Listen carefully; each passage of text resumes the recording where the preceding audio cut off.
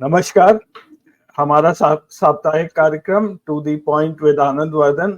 कुछ ही दिन पहले मैंने एक स्पेशल एपिसोड हम दोनों ने मिलकर किया था। हमारे एक गेस्ट उसमें आए थे, अनुपम चतुर्वेदी। तो वो एक एक्स्ट्रा एपिसोड था इस हफ्ते के लिए। ये हमारा रेगुलर प्रोग्राम है जो ट्यूसडे को हम लोग रिकॉर्ड करते हैं। तो आनंद, आज थोड़ा सा वोटिंग परसेंटेज से मैं शुरू करूंगा। डिप इन वोटिंग परसेंटेज, ये पिछली बार हमने बात की थी कि जब भी डिप आता है तो वो कांग्रेस की तरफ मोरलेस वो ऐसा फायदा हो जाता है कांग्रेस का। तो ये एक आप जरा टेबल देखिए। मैं चाहूंगा कि शुरू हम अपनी बातचीत इस टेबल से करें। ये डिप अभी तो खैर चुनाव आनंद चल ही रहा है, लेकिन ये 4 स्टेट्स हैं जो यहाँ पे बीजेपी की ऑलमोस्ट 100% सीट्स उनके पास थी। ये 85 सीट्स है, मेरे ख्याल 85 में से 84 उनके पास थी। इन स्टेट्स में अगर आप यहाँ चुनाव भी खत्म हो चुके हैं, अगर आप एवरेज वोटिंग परसेंटेज मैंने निकाला है इसमें और उसको कंपेयर करें 2019 से, तो इन 4 स्टेट्स में गुजरात में 4.3% कम हुआ है वोटिंग, राजस्थान में 5%, मध्य प्रदेश में 5 से ज्यादा कम हुआ है और उत्तराखंड में 4.6%। और ये सबसे ज्यादा कमी इन 4 स्टेट्स में आई है।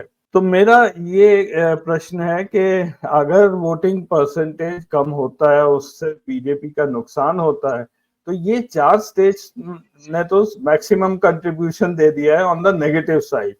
तो आप इसे किस तरह से देखते हैं आनंद? नहीं, ऑफ कोर्स अजय, नॉर्मली मेरे हिसाब से तो क्योंकि इलेक्शन 5 साल पे होता है, तो इलेक्शन को एक एक साल की फ्रीक्वेंसी नहीं, 5 साल एक बड़ा पीरियड होता है। अब 5 साल के बीच लोगों का जो पढ़ाई लिखाई है या एजुकेशन है वो भी ज्यादा होनी चाहिए, अवेयरनेस भी ज्यादा होनी चाहिए, पार्टिसिपेशन, मतलब पीपल आर मोर इन्फॉर्म। हर एक साल लोग बढ़ता जा रहा है और 5 साल में तो ये काफी फर्क होना चाहिए। तो मेरा अपना अंदाज ये है कि हिंदुस्तान जहां पे एवरेज 65 और 70% के बीच में पूरे देश में अगर वोट हो रहा है, मैं पूरे देश का एवरेज कर रहा हूं, तो वहां पे हर इलेक्शन के बाद, मतलब हर 5 साल पे कम से कम 3-4-5% तो ऊपर शिफ्ट होना ही चाहिए। एंड आइडियली जब हम लोग 100 साल, भाई ये होना चाहिए कि 100 साल जब हम लोग 47 में करें तो हम लोग 90% प्लस की वोट उस पर रहें। ये मैं इसलिए कह रहा हूं कि 2 चीजें हुई हैं। पिछली बार 2019 का जो वोटिंग परसेंटेज था उससे कम हुआ है, अवेयरनेस ज्यादा हुई है। तो एक जो सीधे सीधे जो सबको लग रहा है, हालांकि to be fair, to be honest, ये कोई कहीं इस तरह का कोई फॉर्मूला नहीं है, इस तरह का कोई लिखा नहीं है कि अगर वोट कम पड़ेगा तो इसका मतलब बीजेपी के वोट हैं। लेकिन आप अपने अगल बगल के एनवायरनमेंट से इसको रिलेट करके और एनालाइज करने की कोशिश करते हैं। इसमें कहीं कोई दो राय नहीं है कि अब जो बीजेपी के सपोर्टर्स हैं, जो हार्डकोर सपोर्टर्स की मैं बात कर रहा हूं, वो 2 तरह के लोग रह गए हैं। एक वो रह गया है जो कुछ भी हो जाए बीजेपी को वोट करना है। एक ये है कि वो जैसे पहले था कि अगर आप बीजेपी को वोट नहीं करते हैं तो आप राष्ट्रद्रोही हैं, अगर आप बीजेपी को वोट नहीं करते हैं तो आप पाकिस्तानी सपोर्टर हैं, बीजेपी को वोट नहीं करते हैं तो आप मुस्लिम सपोर्टर हैं, ये सब जो चलता था वो मैं इसलिए अजय आपसे इसको शेयर कर रहा हूं। वो अगर आप अब देखिए तो गाली गलौज पे उतरा हुआ है। वो हर बार ये कर रहा है 4 जून को देख लेंगे, 4 जून को देख लेंगे। तो मेरा अपना ऐसा मानना है कि एक बड़े वर्ग में जो जिनका मोदी जी के प्रति एक अच्छी भावना थी, उनको लगता था कि भाई मोदी जी 2014 में आए थे, कहे थे भ्रष्टाचार खत्म कर देंगे, कहे थे नौकरियां लगा देंगे, कहे थे डीजल पेट्रोल के प्राइस कम कर देंगे, गैस के प्राइस कम कर देंगे, वो कुछ हुआ नहीं। और मोदी जी ऐसा नहीं, मोदी जी ने हार्ड निर्णय लिए हैं। मोदी जी ने नोटबंदी का निर्णय, जो बहुत अहम निर्णय था, जिसपे कोई चर्चा नहीं होती, आज मोदी जी से कोई पूछता भी नहीं कि मोदी जी आपकी नोटबंदी का क्या हुआ। मोदी जी ने जीएसटी का जो निर्णय लिया, ये सब देश के बड़े निर्णय थे और ये सब बूमरैंग किए हैं। ये सब, इसने देश के अर्थव्यवस्था को चौपट करने में एक बड़ा कारण नोटबंदी हरदम लिखा जाएगा। तो मुझे ऐसा लगता है कि ये जो कम वोट पड़े हैं वो खास करके भाजपा के समर्थित जो वोटर हैं, वो लोग थोड़ा घर पे बैठ गए हैं, उनका वो उत्साह नहीं रहा है। और उसके एक सिर्फ कारण मोदी जी से नहीं है, एक कारण और है। मोदी जी ने इतने बाहर के लोगों को आयातित कर लिया, इंपोर्ट करके अपनी पार्टी में बिठा लिया है कि बीजेपी का जो वो वर्कर जो 30 साल 25 साल 15 साल 20 साल से बीजेपी में लगा हुआ है, उसको लगता है भाई ये कैसे आ गया। मैं I will just give you 1 or 2 examples. Santosh Gangwar Bareilly से 8 बार के सांसद हैं, एक बार बीच में हार गए, 8 बार के सांसद। मतलब आपने उनका टिकट काट दिया। अब अगर आप उनका टिकट काट देंगे तो उनके समर्थक बीजेपी के सपोर्टर तो हैं, लेकिन वो शायद as a mark of protest कह लीजिए या लैक ऑफ एंथुसिज्म, वो नहीं जाएंगे वोट करने। और इस तरह के एक नहीं अनेक उदाहरण हैं। तो मुझे ऐसा लगता था कि मोदी जी का जो बार बार एक कोशिश थी कि अब राम मंदिर करके, मोदी जी का ये मानना था ना कि जो राम मंदिर जाएगा वो बीजेपी का वोटर है। तो भाई मंदिर तो मैं भी जाता हूं, आप भी शायद जाते हैं, तो हम सब लोग मंदिर तो जाते हैं, लेकिन हम लोग बीजेपी को वोट नहीं करेंगे। तो ये मैं इसलिए कह रहा हूं कि शायद वो जो उत्साह नहीं भर पाए हैं, वो जितना कस के जो उत्साह होता था, वो एक बड़ा कारण रहा है कि वोटिंग परसेंटेज डाउन हुआ है। और खास करके उन सीटों में ज्यादा, उन जगहों पे ज्यादा हुआ है जहां पे बीजेपी की एब्सोल्यूट, मतलब बीजेपी की स्वीप किया था। जो आपने वो दिखाया है, मध्य प्रदेश की एक छिंदवाड़ा की सीट जो कमलनाथ के लड़के जीते थे, उसके अलावा सारी सीटों पे बीजेपी जीती थी। तो उन 4 स्टेट में तो इट वाज क्लीन स्वीप, लेकिन वहां पे लोगों ने वोट कम दिया। तो उसका माने तो यही निकाला जाएगा कि बीजेपी के लोग इस बार घर से बहुत उत्साहित नहीं और घर से निकले भी नहीं है वोट देने के लिए। अजय। या आनंद, इधर वैसे मैंने बाकी स्टेट्स का नहीं देखा है। यूपी वगैरह में पहले 2 फेज में भी वोटिंग कम हुई थी, बाद में अब वो कह रहे हैं पिकअप कर ली, लेकिन जो नुकसान होना था वो तो हो चुका होगा यूपी वगैरह में भी। महाराष्ट्र में भी कम हो रही है, मैंने नहीं देखा है क्योंकि यहाँ पे अभी पोल पूरे हुए नहीं, कंप्लीट नहीं हुए, पूरे कंप्लीट नहीं हुए हैं, तो उसके बाद ही देखेंगे। अब एक और चीज, जो पोलिंग डेटा आया है कल स्पेशली, उसमें मैं श्रीनगर की बात करूंगा, कश्मीर इन जनरल, क्योंकि श्रीनगर के बारे में ये हाइप कल से चल रही है कि यहाँ पे पिछले 30 सालों में सबसे ज्यादा वोटिंग हुई है। तो एक मैं आपको जनरल, ये मैं स्लाइड अक्सर दिखाता रहता हूं जब ये बोलते हैं कि आर्टिकल 370 के बाद कश्मीर में सब कुछ ठीक हो गया। ये लाल लाइन है कितने टेररिस्ट मारे गए हैं 1988 से लेकर 2024 तक। ये पीक आया था कारगिल वॉल के सामने। Brunt of terrorism Atal Bihari Vajpayee ji को फेस करना पड़ा था, उसके बाद ये कम हुआ। और सबसे कम टेररिज्म यूपीए 2 के टाइम हुआ था 2010, 11, 12, 13 उस पीरियड में। उसके बाद से वहां पे टूरिज्म पिकअप किया है, जो अभी भी है। अब उसके बाद अगर 2014 से और 2024 तक अगर देखेंगे तो कई घटनाएं हुई, लेकिन मोर और लेस ऐसा कुछ भी यहाँ नहीं है जो ये दिखाता है कि 370 आर्टिकल के एब्रोगेशन के बाद कोई फर्क पड़ा है टेररिज्म एक्टिविटीज। इसका मैं आपसे बात कर रहा था कि कल श्रीनगर में 37.98% वोटिंग टर्नआउट रहा है, और लेफ्ट में मैंने टेबल दिखा दिया है, 1996 में 41% था। ये बात बिल्कुल सही है। आर्टिकल 370 2019 अगस्त में रिवोक किया था, तो शायद ये पहला इलेक्शन हो रहा है 2024 में वैली में, ये जब आर्टिकल रिवोकेशन के बाद। आनंद, अब मैं थोड़ा सा इसमें अंदर आपको दिखा रहा हूँ। ये जो स्टोरी चल रही है, ये मैंने लिया है असेंबली कॉन्स्टिट्यूएंसी वाइज कल का पोलिंग परसेंटेज। ये राइट हैंड साइड पर श्रीनगर और उसके आसपास का मैप है जो मैंने प्लॉट किया है। बीच में जो ऑरेंज एरिया आप देख रहे हैं वो श्रीनगर का सिटी है, सिटी एरियाज है। लाइक हब्बा कदल आप ये मान लीजिए कि लखनऊ का अमीनाबाद हजरतगंज एरिया, वहां पे 14% कल वोटिंग हुई है। आप हजरत बल देख लीजिए, ये यूनिवर्सिटी से लगा हुआ एरिया है, यहाँ पे एनआईटी है, सब पढ़े लिखे लोग हैं। यहाँ पे भी 28% वोटिंग हुई है। तो जो भी वोटिंग ज्यादा हुई है वो जो पहाड़ी इलाके हैं और काफी फैले हुए हैं वहां पर वोटिंग ज्यादा हुई है। शहरों में जहां पढ़े लिखे लोग रहते हैं उन इलाकों में वोटिंग बहुत ही कम हुई है। तो इसका क्या इन्फ्रेंस निकाला जा सकता है कि जो भी हमने श्रीनगर सिटी पर तो बहुत इन्वेस्ट किया है, उसको स्मार्ट सिटी बना दिया, इलेक्ट्रिक बसेस चला दी, टूरिज्म भी हाई है, लेकिन फिर लोग क्यों नहीं निकल के आए? मैं दो चीजें कहूंगा। मैं उससे पहले अजय, मैं श्रीनगर का एक चीज और कहना चाहूंगा कि ये मेरे ख्याल में 17 एमएलए कंस्टिट्यूंसीज थी जो आपने दिखाई थी, 17 विधानसभा की कंस्टिट्यूंसीज थी, और उनको मिला के एक श्रीनगर की एक लोकसभा कंस्टिट्यूंसी बनती है। उसको दो तरह से कहेंगे। पहले मैं परसेंटेज में आने से पहले एक थोड़ा बैकग्राउंड भी बता दूं।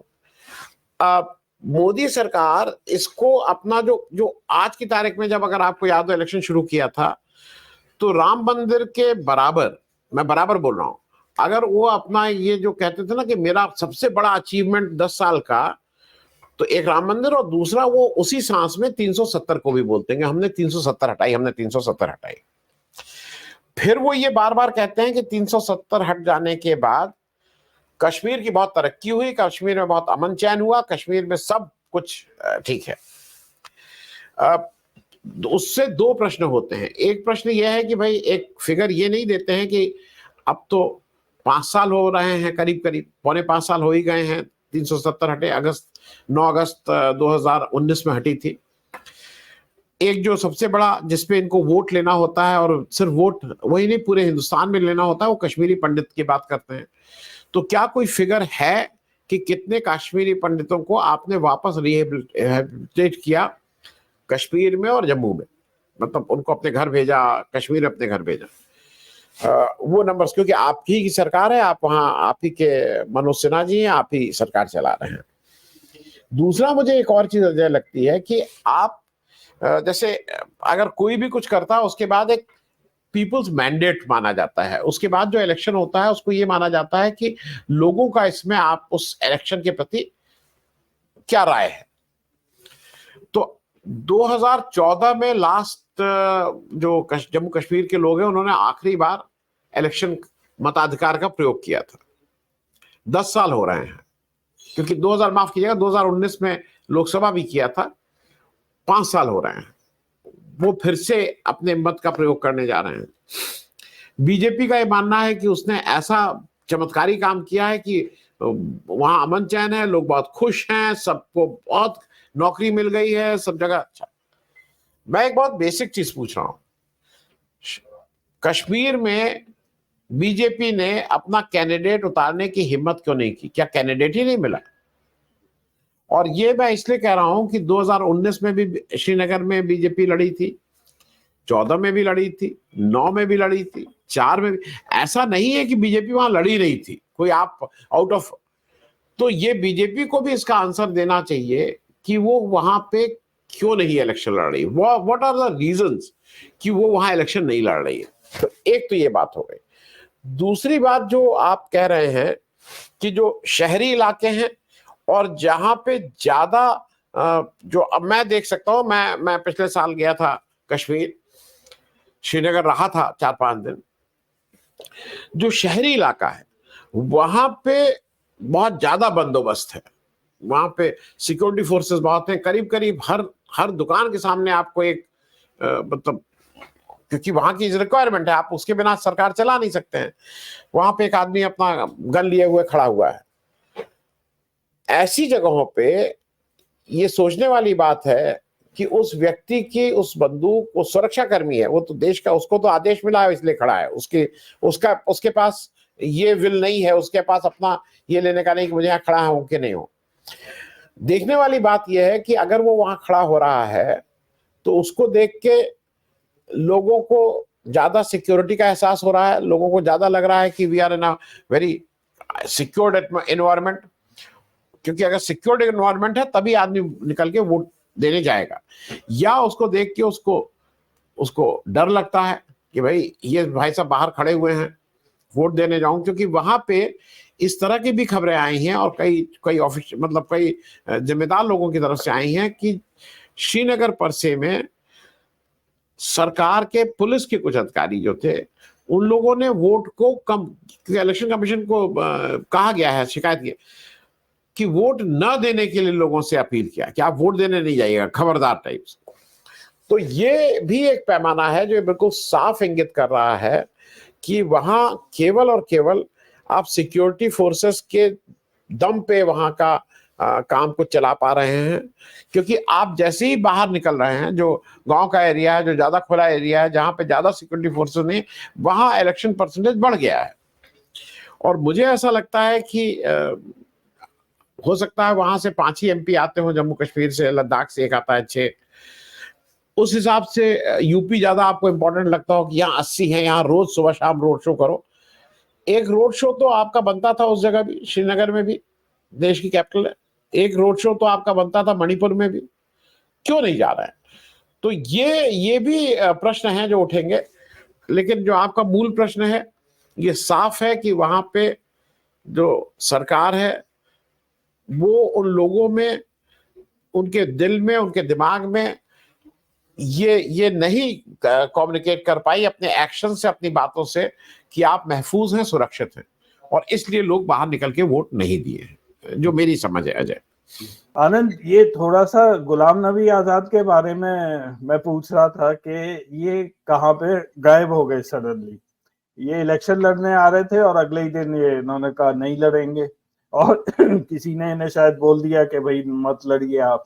तो ये मतलब बीजेपी की क्या स्ट्रेटेजी है इनको लेकर? नहीं, देखिए, मुझे लगता है बीजेपी की स्ट्रेटेजी बिल्कुल क्लियर है। गुलाम नबी साहब की भी स्ट्रेटेजी बिल्कुल क्लियर है। गुलाम नबी साहब 40-45 साल का अपना कांग्रेस का सफर था। राज्यसभा की कहीं ऐसी स्थिति कांग्रेस की नहीं थी, कांग्रेस की सरकारें नहीं है इस समय, 3 जगह सरकार है कि उनको राज्यसभा भेजा जा सकता था। गुलाम नबी आजाद साहब को एक अदद घर चाहिए था दिल्ली में रहने के लिए, बिना इंटाइटलमेंट के चाहिए था, क्योंकि वो जिस घर में रह रहे हैं उसके लिए वो इंटाइटल्ड नहीं है, वो किसी चीज के मेंबर नहीं है, किसी आयोग के चेयरमैन नहीं है।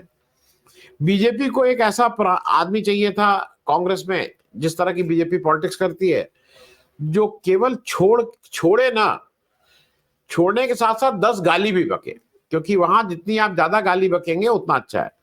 तो मतलब गुलाम नबी आजाद जब 10 पेज का लेटर लिखते हैं और गाली कांग्रेस के से ज्यादा गांधी परिवार, राहुल गांधी, सोनिया गांधी को देते हैं, तो वो क्वालिफाई करते हैं उस घर में जिसके लिए वो इंटाइटल्ड नहीं है, उसमें रहने के लिए। तो बीजेपी को गाली दिलवानी थी, गुलाम नबी आजाद को दिल्ली में घर चाहिए था। उस समय इन्होंने, अच्छा, बीजेपी को लगा था कि ये साहब को हम आगे अपना फेस बना देंगे और यही कश्मीर में फेस होंगे। गुलाम नबी आजाद में अगर इतनी हिम्मत होती तो गुलाम नबी आजाद अब तक कई रैली करते हुए कहीं दिखाई दे रहे होते, ड्राइंग रूम में बैठ के, घर में बैठ के इलेक्शन के समय। मतलब मुझे हरदम लगता है कि जो लोग पॉलिटिक्स में हैं, एक्टिव पॉलिटिक्स में रहे हैं, देश की शीर्ष राजनीति की हैं, वो इलेक्शन के समय घर में कैसे बैठ सकते हैं? तो वो मतलब मुझे लगता है कारोबारी थे, उन्होंने अपने हिसाब से अपना लेन देन कर लिया। दोनों, both the parties are happy, क्योंकि वो बीजेपी के किसी अपने घर में तो रह नहीं रहे हैं, सरकारी घर है, बिना पैसे के, मतलब पैसा दे रहे हो ना दे रहे हो मालूम नहीं मुझे, लेकिन वो उस घर में रह रहे हैं जिसके लिए वो इंटाइटल नहीं है। अजय, लास्ट में आनंद, मैं एक आपको स्लाइड दिखाऊंगा। मैं थोड़ा सा आसाम की आपसे बात करना चाहता हूँ। आसाम शायद आनंद ऐसा स्टेट है जिसमें 80% से ज्यादा वोटिंग हुई है, और उसने अपना वो ट्रैक रिकॉर्ड मेंटेन रखा है। लगभग इतनी वोटिंग पिछली बार भी हुई थी, लेकिन लास्ट टाइम अगर आप यहाँ डेटा देखें तो वोट परसेंटेज बिटवीन कांग्रेस और बीजेपी बहुत ही नैरो मार्जिन था इसमें, लेकिन सीट्स का फर्क काफी ज्यादा था। तो एक तो इस बार क्या आउटलुक है, और दूसरा हेमंत बिस्व शर्मा जी, अगर इनकी सीट्स पिछले चुनाव जितनी नहीं आई, पिछली बार शायद 7 सीट जीते थे, तो क्या इनकी भी पोजीशन खतरे में हो जाएगी? जैसे कि बोला जा रहा है योगी आदित्यनाथ भी जाएंगे इलेक्शन के बाद, तो इनका क्या होगा? आनंद, ऐसा माना जा रहा है अजय कि जो इस समय की जो पॉलिटिक्स चल रही है देश में, उसके जो हेमंता बिस्वा शर्मा साहब हैं वो उसके वाइस चांसलर के बनने के लिए वो भी एक दावेदार हैं। जिस तरह की पॉलिटिक्स चलती है, जो गंदगी, जो भाषा, जो बदतमीजी, जो इंस्टीट्यूशंस को यूज करना। मैं 2-3 इंसिडेंट आपको याद दिलाता हूँ। ये वही है जिसने जिग्नेश मेवानी को गुजरात से जाके अरेस्ट करा के उठाया था, और मतलब ये असम पुलिस वहां से गई और जिग्नेश मेवानी के उस स्टेटमेंट के कहने के 1 घंटे के अंदर वहां से असम पुलिस चल दी और उसको उठा के ले आई थी। तो इनमें वो सारे गुण हैं कि बीजेपी में जो इस तरह की वैकेंसी अव्वल तो होगी नहीं, लेकिन अगर वो मोदी और अमित शाह साहब कोई वैकेंसी करते हैं तो ये अपने को वहां पे देखते हैं कि मैं तो इस तरह के काम करने में महारत हासिल है। लेकिन इनके बारे में अच्छा, पहली चीज। दूसरी चीज ये भी है कि भारत जोड़ो न्याय यात्रा जो second phase of Rahul Gandhi का था, उसमें सबसे ज्यादा राहुल गांधी ने टाइम अगर बिताया है तो उन्होंने असम में बहुत टाइम बिताया है। और उसका एक बड़ा कारण ये था कि असम में लेस देन 1% वोट पड़ा था कांग्रेस को, लेकिन कांग्रेस की सीटें 3 ही आई थी, अगर मैं गलत नहीं हूं 3 ही आई थी, अगर 3 आई थी। Know with this thing happening, Congress के लिए एक बड़ा मतलब एक मौका था कि वो असम में फिर वापस अपनी सीटों को कुछ कब्जा करे। अगर आपको याद हो तो असमी पूरी भारत जोड़ो यात्रा पार्ट 1, भारत जोड़ो न्याय यात्रा पार्ट 2, दोनों में अगर कोई स्टेट जहां पे लाठीचार्ज और सबसे ज्यादा तंग करने की कोशिश की गई और कहा गया है कि इलेक्शन के बाद में एक को उठवा लेंगे और FIR करेंगे, इस तरह की जो धमकी दी गई, वो असम और हेमंता बिस्वा शर्मा में की गई। हैविंग सेड दैट, जो आप कह रहे हैं कि अगर इनकी सीटें कम आएंगी तो ये हटाए जाएंगे, जिसको हटाना है उसकी सीटें भी तो कम आएंगी, तो उनको भी, तो वो भी हटा दिए जाएंगे। तो पहली चीज ये है कि मुझे नहीं लगता है कि दिल्ली सरकार अब ऐसे लोगों की बनेगी जो हेमंता बिस्वा शर्मा की सीटें कम आने पे उनको हटाने का उनका मॉरल राइट हो। लेकिन दूसरा एक जो मुझे हेमंता बिस्वा शर्मा का जो ज्यादा मतलब जो मुझे लगता है कि ज्यादा जिसकी उम्मीद है वो बीजेपी में रहेंगे, ये किसने आपसे कहा? हेमंता बिस्वा शर्मा बीजेपी में क्यों रहेंगे? क्योंकि अगर उनको लिया नहीं जाएगा वो अलग बात है, लेकिन अगर हेमंता बिस्वा शर्मा इस स्थिति में रहते हैं तो ये उनको बीजेपी में रहेंगे, ये भी कोई बात जरूरी बात नहीं है। और अगर नहीं मतलब बीजेपी में ही रहते हैं तो जिनको उनको हटाना है वो मेरे हिसाब से इस स्थिति में नहीं होंगे कि वो उनको हटाने की कॉल ले सके। और ये भी एक बड़ा कारण है कि कुछ मुख्यमंत्री बीजेपी स्टेट के मन में बिल्कुल ठीक से, ये उनके एक्शन से आपको दिख जाएगा, मन ही मन ये चाह रहे हैं कि इनकी मेजॉरिटी तो कम हो ही जाए, नहीं तो हमारा जाना तय है। तो इनके अपने ही लोग इनको इलेक्शन में सीटें कम करवाने के चक्कर में, अजय, ऐसा मेरा असेसमेंट है। ये इस बार के रिजल्ट्स इतने मतलब हम लोग बहुत उत्सुकता से वेट कर रहे हैं, सब जगह से हम सब ने उस पर काफी डिस्कशंस किए हैं।